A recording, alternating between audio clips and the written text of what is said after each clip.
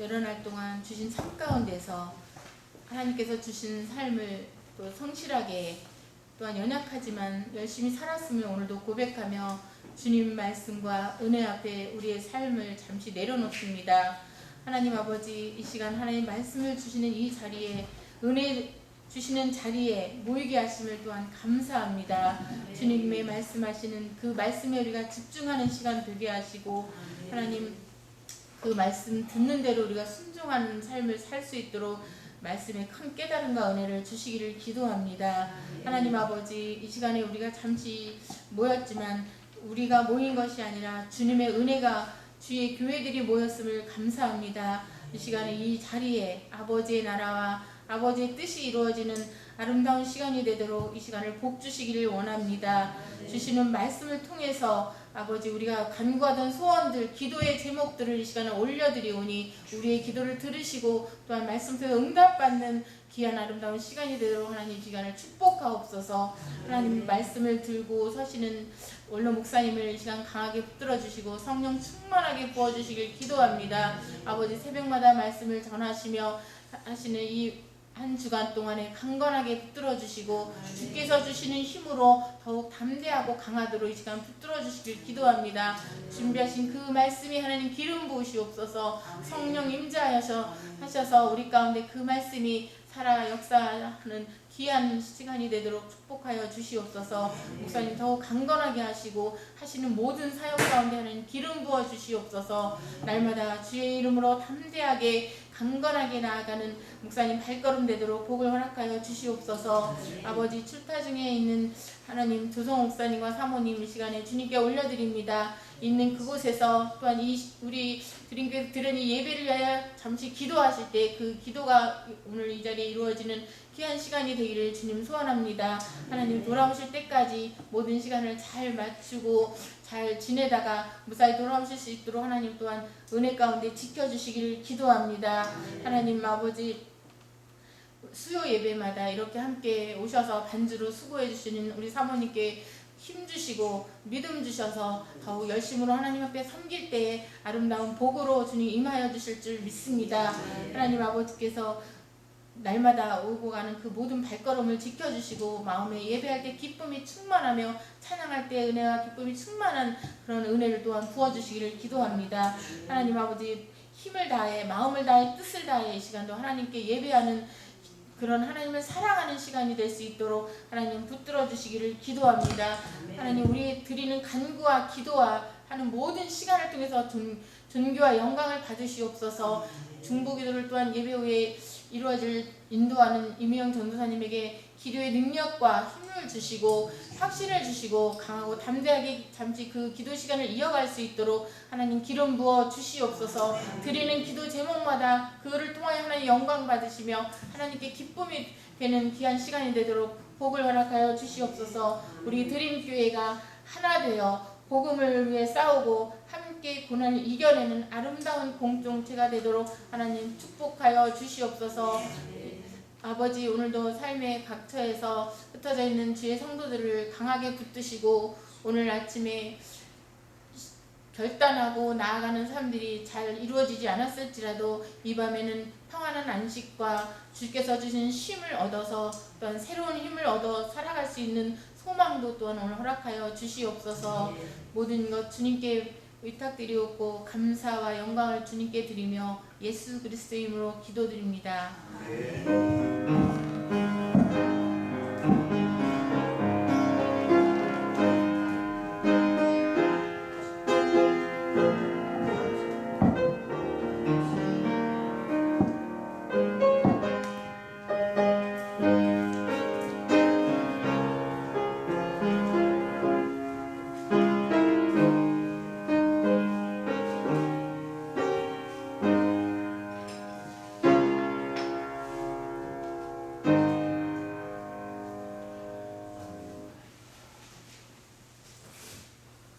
제가 목소리가 커가지고 잘 들리죠? 네. 마이크 안 하도록 하겠습니다.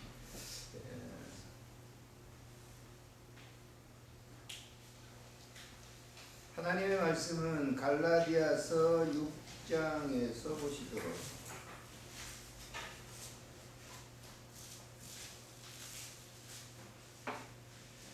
찾으셨으면 6절부터 10절까지 읽도록 하겠습니다. 6절부터 10절 찾으셨으면 같이 읽습니다. 시작. 가르침을 받는 자는 말씀을 가르치는 자와 모든 좋은 것을 함께하라. 스스로 속이지 말라. 하나님은 없인 여김을 받지 아니하시나니 사람이 무엇으로 심든지 그대로 거두리라. 자기의 육체를 위하여 심는 자는 육체로부터 썩어질 것을 거두고 성령을 위하여 심는 자는 성령으로부터 영생을 거두리라. 우리가 선을 행하되 낙심하지 말지니 포기하지 아니하면 때가 이름에 거두리라. 그러므로 우리는 귀에 있는 대로 모든 이에게 착한 일을 하되 더욱 믿음의 가정들에게 할지니라. 아멘. 오늘 본문 7절에 나와 있는 말씀을 이렇게 근거로 해서 사람이 무엇으로 심든지 그대로 거두리라 라고 하는 말씀으로 서로 상고하도록 하겠습니다. 우리나라의 속담 가운데 콩 심은데 잘하시네요. 파 심은데 팥난다라고. 이것은 진리입니다. 일반적인 사람들이 사는 삶 속에서의 진리예요. 우리 선조들이 얼마나 지혜롭다라고 하는 것을 알 수가 있죠. 더 진리적인 거죠. 콩을 심으면 콩이 나죠. 팥을 심으면 팥이 나는 겁니다. 그렇듯이 사람도 마찬가지예요. 자기의 한 생애를 살아가는 삶의 여정 가운데 뿌려놓은 대로 반드시 그 열매를 거두는 거예요. 자기의 삶에 뿌린 대로. 근데 그 뿌려진 그러한 이 삶들이 위장을 하는 경우가 있죠. 속임수를 쓰는 경우. 그런데 그런 거는 결실의 때가 되면 그대로 드러나게 돼 있어요. 속에 있는 것이. 농사를 지어보시는 분들 아마 아실 겁니다만은 저는 어린 시절에 또 청년 때까지 농사를 좀 지었습니다. 자, 지금이야 모판을 집에 가정에서 사죠. 마당 같은 데다가 모판을 만들어 가지고 이양기로 이렇게 하지 않습니까? 예전에는 어떻게 했죠, 장로님? 뿌렸죠. 예, 뿌렸어요. 예. 어디? 모짜리판을 만들어 가지고 뿌렸어요. 그리고 그 모짜리판을 갖다 자주 이렇게 가보죠. 뭐가 있어서? 그 모짜리판 안에 꼭 표처럼 생긴 뭐가 있어요? 피가 있죠. 피. 모르세요? 모처럼 생긴 피가 있어가지고 구분하기가 쉽지 않아요. 그래서 아침에 일찍 가가지고 이슬이 내려 있을 때 그 피하고 뭐하고 구분을 해서 어른들이 이걸 뽑아요. 저도 그걸 많이 했어요. 그걸 뽑지 못하고 이제 같이 모를 심어놨어요. 자랄 때는 잘 몰라요. 그런데 이삭이 나올 때는 금방 알죠. 모는 자라서 이삭이 되면 고개를 숙이는데 피는 어떻게 해요? 그렇잖아요. 머리를 꼿꼿이 들고 있어요. 모가지를 씹히, 목을 뺐네. 그래서 눈 가장자리에 벌입니다만 또 벌이 그 밀 농사를 할 때도 여러분 귀리라고 하는 거 아세요? 귀리 모르세요? 아시죠? 귀리도 마찬가지 밀하고 비슷해요. 잘할 때는 몰라요. 그러나 목이 나와서 그때는 가서 금방 우리가 알 수가 있어요. 예수님께서 알곡과 가라지를 말씀하신 이유가 그거예요. 알곡과 가라지는 성장할 땐 잘 몰라요. 비슷해요. 그러나 결실기가 오면 금방 압니다. 이렇듯이 사람도 마찬가지예요. 똑같이 태어나서 성장하고 자기의 여러 과정을 거쳐서 어떤 사람은 포장을 많이 하죠. 그럴듯하게. 그런데 결과물이 나왔을 때는 어때요? 다르죠. 여러분 지금 오늘날 우리 이제 정치를 보면서 아주 배신감을 느끼고 많은 사람들의 입술에 오르내리는 사람이 있잖아요. 그 유명한 사람 두 글자. 멀쩡합니다. 멀쩡해. 그런데 드러나고 있는 그 삶의 결과물을 보게 되면 우리가 깜짝깜짝 놀라요. 얼마나 사람이 철판을 깔았는지 도대체 얼굴색 하나 변하지 않고 해요. 그럼 그거 모릅니까? 드러나잖아요. 드러난 그 현실 속에서는 그가 어떻게 삶을 살아왔다고 하는 것을 우리가 금방 알게 돼요. 그래서 이 성경에 보면 예수님도 그러셨지만은 결과, 사람이라고 하는 것은 살아가는 삶에 있어서 그 결과를 통해서 나타나게 되는데, 알곡과 가라지의 비유 속에서 이것을 증명하고, 주님이 말씀에 비유를 들어서 말씀하고 있는 것이죠. 오늘 본문을 잘 보세요. 바울사도가 갈라디아 교인들에게 이 편지를 보냅니다. 왜 갈라디아 교인들에게 이 내용을 보냈을까라고 하는 거예요. 갈라디아 교회 성도들 중에는 율법주의자들이 많이 있었어요. 교회에. 율법을 중시하는 사람.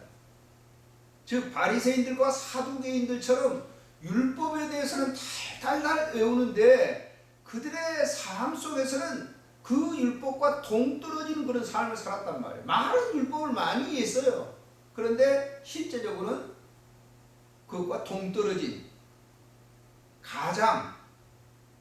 가장된 모습을 드러냈어요. 예수님께서 왜 바리새인들과 이 사두개인들을 책망하셨느냐 하면은 그들의 삶과 그들의 결과가 다르기 때문에 그래요. 말은 그럴듯하단 말이에요. 예? 율법에 대해서 구약 성경을 잘 알고 613가지의 법조문을 달달달 외워요. 그런데 실제적으로는 그들이 그렇지 않았단 말이에요. 내면적으로는 그렇지 않았어요. 그러니까 종교를 옷만 입고 속은 변하지 않는 것. 그래서 주님께서는 그들을 책망하십니다. 오늘날 우리가 신앙생활을 하면서 저를 포함해서 모든 그리스도인들이 알아야 될 것은 내가 왜 예수를 믿느냐라고 하는 것이에요. 내가 이 몸을 가지고 예수를 믿는 이유가 뭐냐라고 하는 거예요. 많은 사람들이 예수를 믿는 목적이 뭐냐면 뭔가 세상이 좀 잘 되보려고, 출세하려고, 자녀들이 뭔가 좀 잘 이렇게 되기 위해서 기도하는 사람들도 굉장히 많아요. 목적이 뭐냐 말이에요. 그게 자녀를 위해서 기도해야 되죠. 자녀가 그렇게 성공해야 되죠. 근데 뭘 위해서? 뭐를 위해서 자녀가 그렇게 성공해야 되고 좋은 학교에 들어가야 되고 또 뭐 이게 출세를 해야 되고 세상에서 돈을 많이 모아야 되고 뭐 때문에 그렇게 해야 되냐 그죠?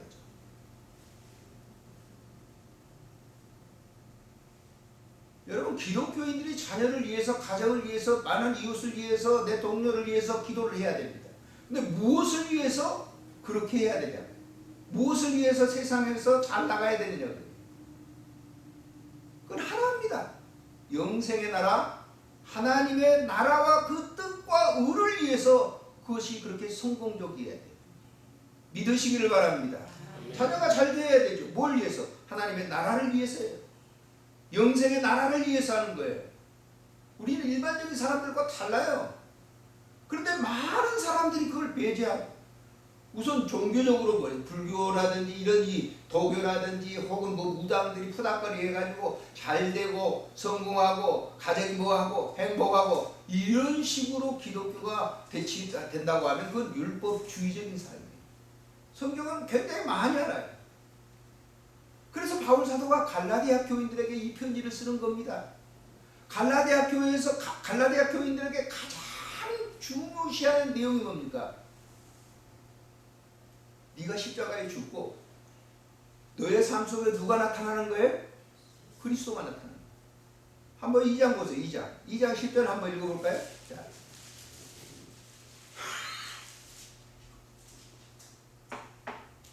갈라디아서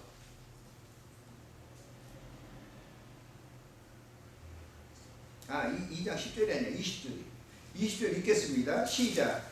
내가 그리스도와 함께 십자가에 못 박혔나니. 자, 누가 사는 거예요? 여러분 속에 지금 누가 사는 거예요? 믿으십니까? 나는 죽었어요. 육은 죽었어요. 내 육신은 정가받은 아담으로부터 물려받은 이 정가받은 이 육신은 언제든지 뭐예요? 아주 조금만 헌만 팔면 뭐예요? 펄펄 살아 움직입니다. 십자가에 못 박혀 죽었다. 이제는 누가 살아요? 내 안에 그리스도가 삽니다. 이게 지금 바울 사도가 갈라디아 교인들에게 율법 중심의 삶을 살고 있는 그들에게 말씀한 거예요. 그래서 이 십자가라고 하는 것이 5장에도 보세요. 5장에서 보시면은 자 한번 읽어볼까요? 자 24절에 보면 시작. 그리스도 예수의 사람들은 육체와 함께 그 정욕과 탐심 뭐예요? 육에서 나오는 겁니다. 못 박았다. 자, 14절 읽고 6장 14절 읽어볼까요? 그러나 내게는 우리 주 예수 그리스도의 십자가 외에 결코 자랑할 것이 없으니 그리스도로 말미암아 세상이 나의 육신을 대하여 십자가에 못 박히고 내가 또한 세상에 대하여서 그렇게 했다. 나는 이제 십자가에 못을 박았다라고 합니다. 십자가에 못 박힌 삶을 사는 사람들은 성령에 의해서 사는 사람들이에요. 내가 죽었어요. 나는 죽었으니까 내 안에서 뭐예요? 성령이 비로소 활동할 수가 있는 거예요. 내가 살아있는데 성령이 내 안에서 움직이지 않아요. 내가 육신이 펄펄 살아가지고 육의 욕구만을 위해서 신앙생활하고 종교생활하는데 성령은 그 안에서 일하시지 않습니다. 자기가 철저하게 십자가에 못 박혔을 때 비로소 성령께서 그 안에서 일을 하게 되신다는 거예요. 복음서에서 예수님의 제자들 보세요. 장담도 잘하고 대단하죠. 그런데 그들이 예수님이 십자가에 못 박힐 때 어떻게 했어요? 어떻게 했어요? 십자가 못 박힐 때 그들이 어디 있었어요? 다 도망갔어요. 왜? 자기들도 그렇게 잡히면 십자가에 못 박힐 것 같으니까. 그래서 예수는 3일 만에 부활하셔서 일일이 10번 이상 찾아다니는 거예요. 마가야 다락방에 찾아가시고 저 갈릴리 바다까지 찾아가시고 엠마오 내려가는 제자들이 찾아가서 부활체를 그들에게 보여줍니다. 그래, 나는 이제 부활했다. 나 이제 감람산에서 승천할 거야. 거기 모여. 그때 그들이 감람산에 모였어요. 제자들이 승천하신 모습을 보면서 예수님께서 말씀하시기를 뭘 얘기합니까? 성령이 너희에게 임하시면 너희가 권능을 받고, 성령이 너희에게 임하시면, 그러면 이 말은 뭐예요? 주님께서 지금 승천하시면서 성령이 너희에게 임하시면 그들이 지금 성령을 받았다는 거예요? 못 받았다는 거예요? 아니, 참 말씀해 보세요. 3년 동안 예수님의 제자들이 3년을 따라다녔는데 성령을 받았다는 게 못 받았다는 거예요. 못 받았다는 거예요. 그래, 10일 동안 간절히 기도해. 마가의 다락방에서 기도했습니다. 사도행전 2장에 보세요. 자, 2장을 찾아보실까요? 어떤 내용이 나오는지.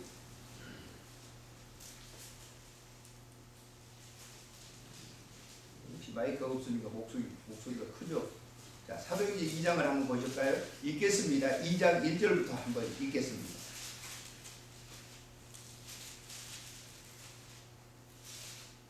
자, 2장 1절 시작. 오순절날이 믿음에 그들이 다 한 곳에 모였더니 호련히 하늘로부터 급하고 강한 바람 같은 소리가 있어 그들이 앉은 온 집에 가득하며 마치 불의 혀처럼 갈라지는 것들이 그들에게 보여 각 사람 위에 하나씩 임하여 그들이 다 뭘 받았어요? 성령 충만을 받았어요. 임했어. 성령. 그러면 3년 동안 예수님을 따라다닐 때 제자들은 어땠어요? 예수님이 옆에 계시고 그랬는데 제자들은 뭐예요? 예수님 말씀에 대해서 얘기도 하고 다 했는데 그들이 얼마만큼 철저하게 육신적인 삶에 사로잡혀 있었던가를 만찬 석상에서 보면 알 수 있어요. 지금 예수님은 내일 돌아가시려고 하는 만찬 최후의 한 잔의 포도주를 주면서 이것은 내 몸이다. 이것은 내 빵을 주시면서 이건 내 몸이다.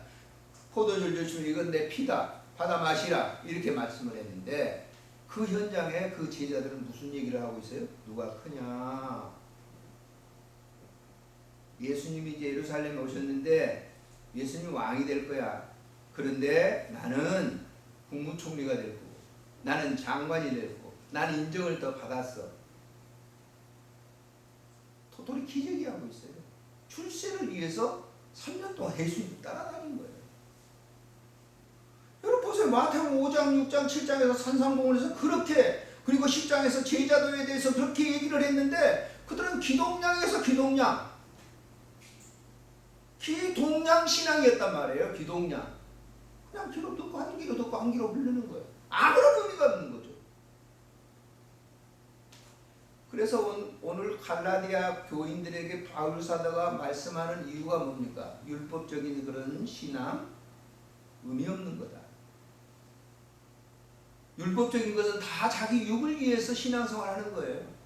그래서 육신의 욕구를 가지고 그 신앙생활하는 것은 하나님의 나라에 갈 수 없다고 이렇게 결론을 짓고 있어요. 한번 볼까요? 자, 다시 와서 갈라디아서 6장, 5장을 한번 보세요. 자, 19절부터 보세요. 성령에 대해서 쭉 얘기를 하면서 19절부터 한번 읽겠습니다. 5장 19절 시작. 육체의 일은 분명하다. 음행과 더러운 것과 호색과 우상숭배와 주술과 원수 맺는 것과 분쟁과 시기와 분쟁과 당짓는 것과 분열함과 이달과 투기와 수치함과 방탕함과 또 그와 같은 것들이라.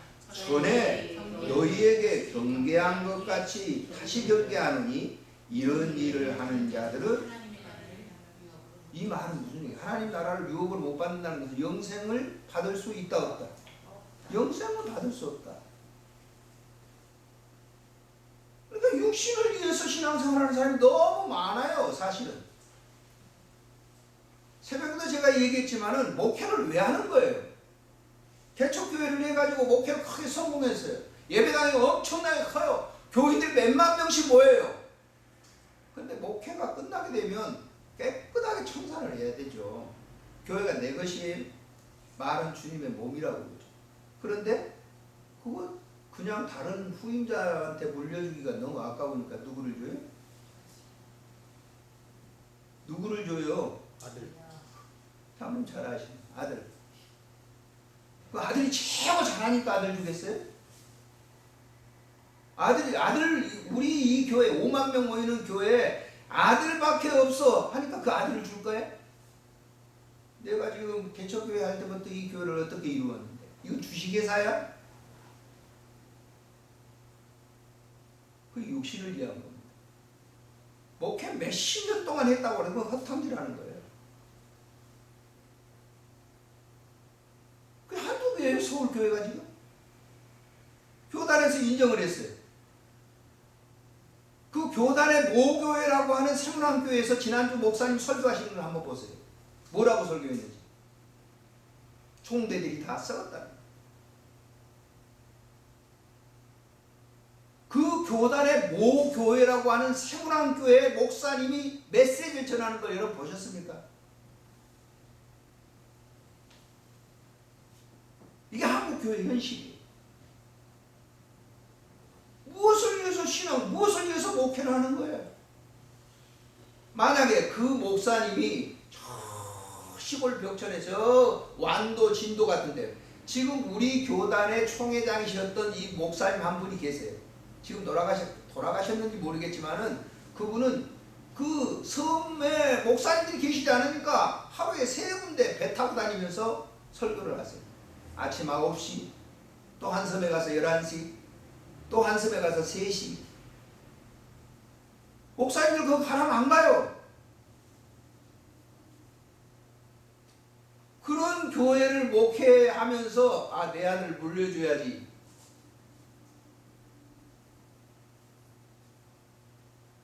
있을까요? 없을까요?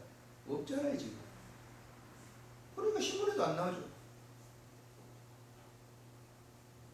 그럼 목회자들만 그러냐? 교인들은 무엇을 위해서 신앙생활하는 거예요? 도대체 무엇 때문에 교회에 주일날 나와서 예배드리고 또 새벽에 기도하고 봉사하고 활동하고 무엇을 위해 온 겁니까?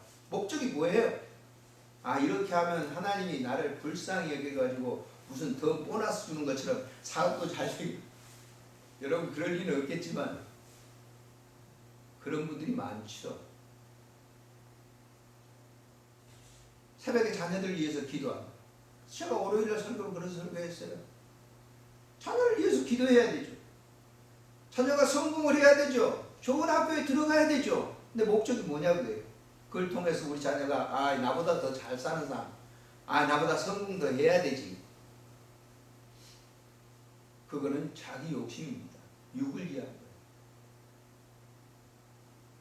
내 자녀가 좋은 학교에 들어가고 내 자녀가 돈을 많이 벌고 성공해야 되는 이유는 하나님의 나라와 그의 영생의 나라를 위해서 그렇게 성공해야 되는 겁니다. 할렐루야. 다르잖아요. 근데 우리는 대부분 다 많은 사람들이 기도를 하는데 거기에 목적이.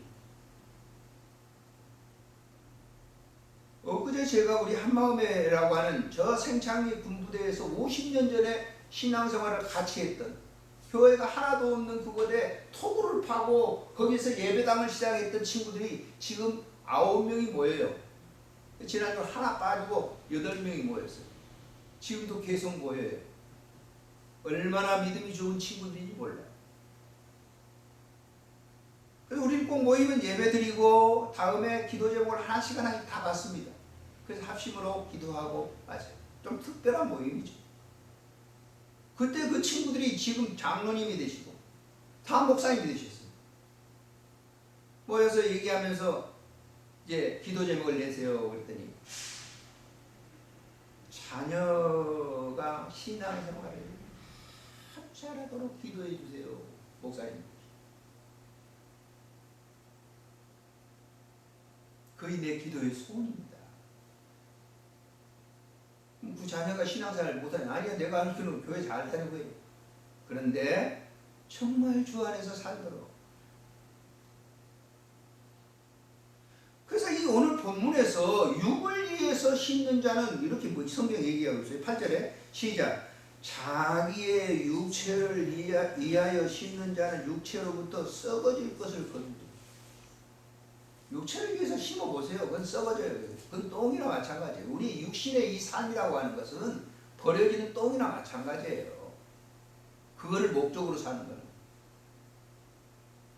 아무리 멀쩡하게 생기고 멋있게 해도 60 넘어서고 70 넘어서는 주름살이 자글자글. 저희 집사람도 꽤 예뻤어요. 나이 드니까 어쩔 수 없어요. 근데 내가 잘 봐주는 거죠. 아름답게. 어쩔 수 없잖아요. 그 육체예요, 육체. 육체라고 하는 한계. 그걸 위해서 자꾸 심으려고, 그걸 위해서 자꾸 심어보세요. 그렇게 심어보면 김수미가 돼요, 김수미가. 텔레비전에 한번 보니까, 저거 가만히 놔뒀으면 그래도 쓸만할 텐데. 비웁니다마는 우리가 이 육신, 내 이 육을 위해서 뭔가 뭐 해보겠다. 그걸 위해서 내가 한다고 하면 그건 썩어진다. 썩어진 것이죠. 바울이 이 지금 편지를 쓰는 이유는 뭐예요? 육을 위해서 살지 말라는 거예요. 육신은 한계잖아요. 한계. 길어봐야 100년이에요. 근데 그걸 위해서 그냥 해가지고 그걸 모두 올인한 사람들. 자기의 육의 안위와 뭘 위해서 막 올인한 사람들은 잘 살 수 있어요. 세상에 돈도 많을 수 있어요. 그런데 그 결과는 계속 몇천 년 되고 되는 게 아니에요. 전 여러분 아시다시피 제가 호스피스 봉사를 지금 10몇 년 동안 하고 있어요. 지금은 설교만 내가 하고 있지만 제가 몇 년 전에 여러 번 제가 얘기해 드렸습니다만은 저 5장에서 두 번째 잘 나가는 그런 사람이 저희 병원에 왔어요. 잘 살잖아요. 그럼 자식들이 와요. 면회 가요. 뭐하러 가요? 아버지가 곧 숨 넘어가는데도 유산 비극이잖아요. 아버지가 거지제지 이렇게 하는데도 아버지는 둘째 치고 누가 더 많이 가질 것인가, 어떻게 분배할 것인가. 그러니 그 병상에 누워있는 아버지는 어떻게 했어요? 기가 막히고 코가 막히고 입이 막혀가지고 끝나는 거죠. 그 인생이. 그런데 돈 한 푼도 없이 뭐 가지고 있는 거 하나도 없이 병상에 누워있는 사람이 있어요. 그런 분도 왔어요. 자녀들이 와서 훌쩍훌쩍. 어머님 어떻게 좋아. 얼마나 표를 다 하는지. 그래서 돈 없이 죽는 것이 훨씬 행복하다. 돈 두고 죽으면요 자기들 싸웁니다. 그 육을 위해서 평생 동안 살았을 거 아니에요. 그만큼 재력을 이렇게 늘리려고 하면. 여러분 그 꼴을 보기 위해서는 자꾸 자녀들한테 돈 얘기해가지고 그렇게 하세요. 비참합니다. 저는 숨져서 마지막 이 눈을 덮어준 사람이 있어요. 엊그제 한 3주 전에도 예배를 드리는데 그냥 실려 나가 시트에서 아 저분은 이제 가시는구나. 예배 마치고 났더니 말이죠. 간호사가 막 얘기하는 거예요. 간병하는 분하고 목사님 저 임종실에 지금 곧 이렇게 순능과 계시는데 예배 좀 드리고 그 예배 다 드렸어요. 또 예배 드리고 난 다음 주일 예배 드리고 바로 거기서 또 예배를 임종 예배를 드렸어요. 임종 예배 드리고 이제 눈을 이렇게 누군가 이렇게 머리에 손 얹고 이제 안수기도 딱 끝나고 나니까 그 여동생이 급하게 저한테 목사님 우리 언니가 교회는 다녔는데 세례를 안 받은 것 같은데 어쩌면 좋아요? 그럼 어떻게 하면 좋겠습니까? 교회처럼 야 빵 가져와 포도주 가져와 그래가 그걸 나눠가지고 그렇게 해야 되겠어요? 그런 시간이 없잖아요. 그래서 간호사 그분이 금방 알더라. 교회 다녔을 때 저 정수기에서 물을 떠갖고 왔어. 그래서 그 물을 가지고 세례를 줬죠. 성부와 성자와 성령 내가 당신에게 세례를 주니까 아멘. 그리고 난 다음에 그 동생 다니는 교회 목사님에게 제가 부탁을 했습니다. 동생에게 얘기했어요. 이번에 교적부는 동생 당신이 나가는 이 권사님 나가는 그 교회에 한번 올려달라고 세례교인 명부에 올려주라고. 근데 그렇게 한다고 그랬는지 어떤지 모르겠어요. 만약에 그 목사님이 그렇게 안 하신다면 어쩔 수 없지만은 그래도 적을 두는 게 좋습니다 하고 제가 그분에게 사람의 마지막 끝이라고 하는 거는요 아무것도 자기가 평생에 모아놓았던 그 아무것도 가지 못해요. 그럼 그걸 끝나는 거예요. 지옥이에요. 그런데 여기 보세요. 성경이 뭐라고 그랬는지 자 다시 한번 읽습니다. 8절에 자기의 육체를 위하여 심는 자는 육체로부터 썩어질 것을 거두고 성령을 위하여 심는 자는 성령으로부터 영생을 거두리라. 성령을 위하여 심는 자는 이 말은 다시 직역한다고 하면 성령의 충만함을 받고 사는 사람은 이라고 하는 뜻이에요. 그래서 그 열매가 나와요. 자 5장에 이렇게 기록되어 있잖아요. 성령으로 지금 성령의 지배를 받고 성령의 인도함을 받고 성령의 사람이 되어서 사는 사람 이런 결과가 나온다고 했어요. 22절 읽어볼까요? 시작. 오직 성령의 열매는 사랑과 희락과 화평과 오래 참음과 자비와 양선과 충성과 온유와 절제니 이와 같은 것을 금지할 법이 없느니라. 할렐루야. 그래서 그 다음에 십자가에 내 모든 전업을 못 받고 라고 하는 내용이 나오는 거예요. 여러분 이 말씀을 생각하면 누구가 생각되죠? 요한복음 3장 누가 나오죠? 요한복음 3장에 뭐가 나와? 요한복음 3장에 뭐가 나와요? 니고데모 사건이 나와요. 니고데모 밤중에 예수님을 찾아가잖아요. 어떻게 하면 영생, 중생을 얻을 수 있습니까? 그랬더니 예수님께서 물과 성령으로 거듭나지 아니하면 영생할 수가 없다고 얘기하는 거예요. 결론을 말씀을 맺겠습니다. 자, 지금까지 우리가 저를 포함해서 여러분 어떻게 무엇을 위해서 내가 사는가? 무엇을 위해서 지금 예수를 믿는가? 목적이 뭐예요? 내 육신이 잘 나가기 위해서, 성공하기 위해서, 뭐 하기 위해서? 그건 의미 없는 거예요. 어쩌면 주님 만나지도 못하는지도 몰라요. 그럼 영생과 아무런 상관이 없는 거예요. 근데 그것을 위해서 올인하는 거예요. 사람들은 그것을 위해서 목회자들도 올인하는 경우가 있어요. 그것을 위해서.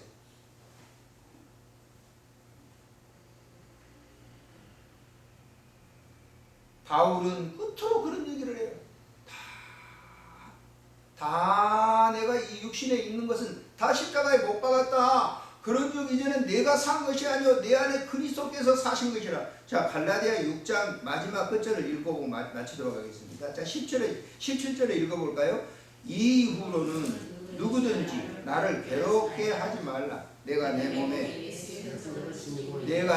예수 흔적 같다는 뭐예요? 나는 주님이 못 박힌 그 십자가에 내 모든 육체가 못을 박혔고, 이제는 내가 산 것이 아니고 내 안에서 그리스도께서 사신 것이라. 할렐루야.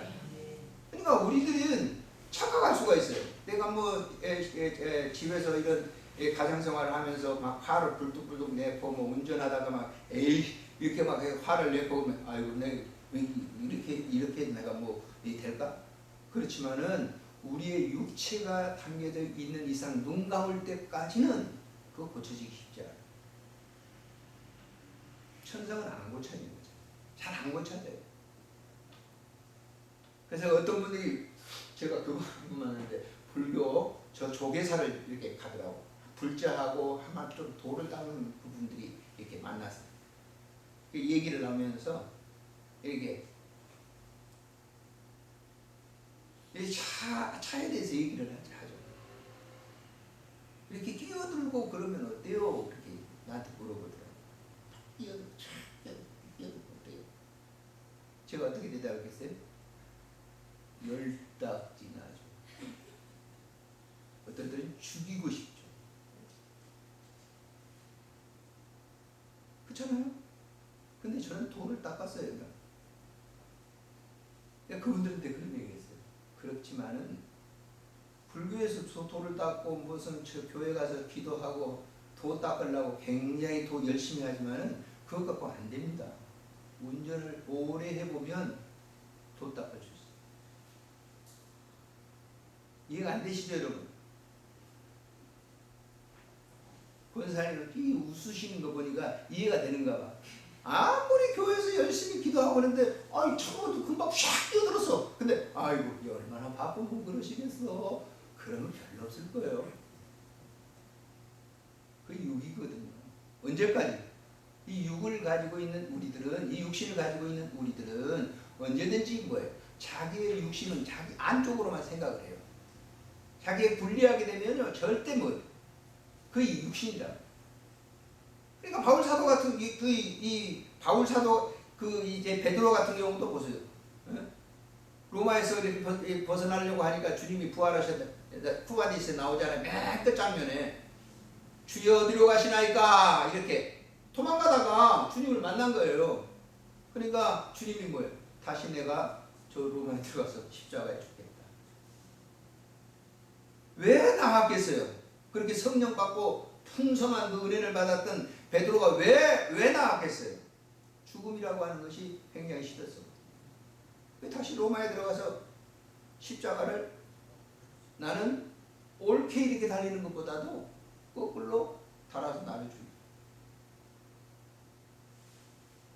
이 성령의 사람들입니다. 오늘 여러분들이 신앙생활이나 저나 마찬가지입니다. 이 육체를 갖다가 고치려고, 그건 저 불교에서 도 닦는 저 스님들, 이 법정 같은 스님들도 도 닦느라 그렇게 해가지고 저 산에 올라가가지고 암자에 앉아서 도를 그렇게 닦지만은 제가 법정 스님의 무소유를 읽어보면서 그분도 역시 그렇게 오래 도를 닦아도 안 되는구나. 육체는 안 되는 겁니다.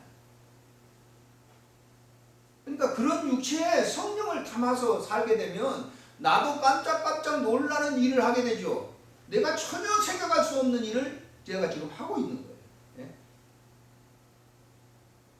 장로님이 전혀 생각할 수 없는 일을 한단 말이에요.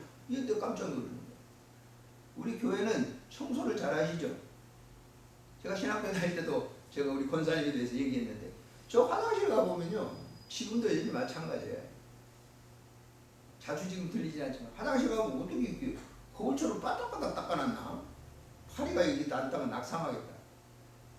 아마 그분들이 화장실 청소하는 분들이 당신의 그 몸을 가지고 하라면 못할 거예요. 냄새나고 더러운데 거기 어떻게 가지고 반들반들하게 그렇게 하겠어요? 누가 하시는 거죠? 권사님 누가 하세요? 할렐루야. 내가 한다고 생각하지 마세요. 그럼 교만이에요. 성령이 하시는 거예요. 나를 통해서. 나는 그의 도구요 병기요. 그저 쓰임 받는 거예요. 그래서 감사할 따름이에요. 깜짝 놀라는 거예요. 내가 할 수 없는 일을 하는 거예요. 저는 호스피스 병동에서 그 환자들이 말이죠. 어떨 때는요. 정말 기가 막힌 일들을 이렇게 해요. 예? 한 번은 제가 한 7년 전인데 잊어버릴 수도 없어요. 하혈을 했는데 몽땅 쏟아 났어요. 그러니까 뭐 이게 거기 우리 했던 그 전사님 전부 보시는 실장님도 그냥 깜짝 놀랐죠. 감동하신 분 깜짝 놀라고 막 땅바닥에 다 쏟았으니까. 근데 그걸 가지고 걸레를 가지고 다 닦아요. 그러니까 같이 이제 또 닦는 거죠. 누가 하신 거죠? 저는 못합니다. 죽었다 깨어나도 저는 못해요. 나는 그 순간에 성령 하나님께서 나를 통해서 일을 하신다는 거예요. 그러니까 그 가서 그런 봉사를 할 수 있는 거죠. 자랑이라고 생각해서 참 죄송합니다만은 여러분도 마찬가지예요. 교회 하나 봉사하는 거 여러분들이 한다고 하지 마세요. 성령 하나님께서 일하십니다. 나는 그의 도구입니다. 그리고 내 자랑할 거 하나도 없는 거예요. 자기 자랑하는 것은 육신의 삶이에요. 나는 못해. 내가 벌써 이게 지금 제가 원로 목사가 되고 4년 동안 새벽기도 하잖아요. 한 달에 한 번씩. 내년부터는 좀 빠져야 되겠다고 하는 생각이 들기도 해요. 근데 조 목사님이 이제 전화를 저한테 꼭 하셔요. 목사님 그러면 이제 올말 됐구나.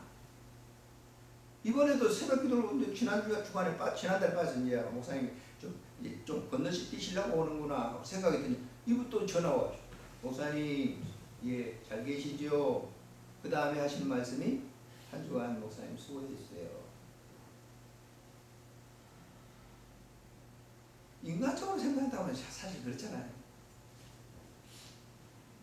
그 일이 성령께서 하시는 그 일이기 때문에 나는 도구로 그저 쓰임받 언제까지 하는지 모르겠어요. 그렇지만은 성령의 도움으로 일을 합니다. 여러분 지금 이 자리에 앉아서 계시는 설교를 듣는 여러분이 왔다고 생각하지 마세요. 성령 하나님께서 필요하셔서 오늘 이 메시지가 필요하기 때문에 여러분들을 보내시고 이 메시지를 아멘으로 받아들고 나도 성령의 사람으로서 일을 하는구나. 그래서 밥 먹는 것도 뭐예요? 성령께서 하시는 거예요. 듣는 것도 성령께서 하시는 거예요. 성령께서 하시지 않으면 뭐예요? 이제 그때 끝이죠. 사명이 다 끝났어요. 데려가려고 하시니까 그냥 뭐예요? 들리지도 않게 하시고 그래서 마지막 숨져가는 사람들을 보게 되면 끝이죠. 끝. 왜? 사명 다 끝나면 안 되는 거예요. 이 앰프가 사명이 다 있는지도 모르겠네요. 더 이상 사용하지 못하잖아요. 있어서. 그런 것처럼 여러분 오늘 이 밤에 오신 여러분들에게 저나 여러분이나 성령이 나에게 내주하셔서 일하신다. 내가 호흡하는 것도 성령께서 하시는 일이고 내가 앉아있는 것도 성령께서 하시는 일이고 나는 그의 도구다 라고 하는 이 바울 사도의 고백, 성령의 열매로 성령을 위하여 사는 그런 삶은 영생을 거두고. 그래서 우리는 하나님 나라가 보장되어 있는 거예요. 아무 걱정할 거 없어요. 주님께서 함께 하시는 그 사역 속에 일만 하면 되는 것이죠. 기도하겠습니다. 좋으신 하나님 은혜를 참으로 감사를 드립니다. 오늘 밤에도 우리에게 귀한 말씀을 주셨습니다. 특별히 하나님께서 귀한 사역을 하시고 우리는 그의 도구로 쓰임을 받습니다. 오늘도 이렇게 쓰임받게 해주시니 감사를 드립니다. 사랑하는 귀한 종들의 그 삶 속에서 여전히 일하고 계시는 성령님을 봅니다. 몸된 교회에 봉사하고 섬기는 모든 분들을 볼 때 성령 하나님께서 일하고 계시는 것을 우리는 목도하면서 좋은 교회인 것을 고백합니다.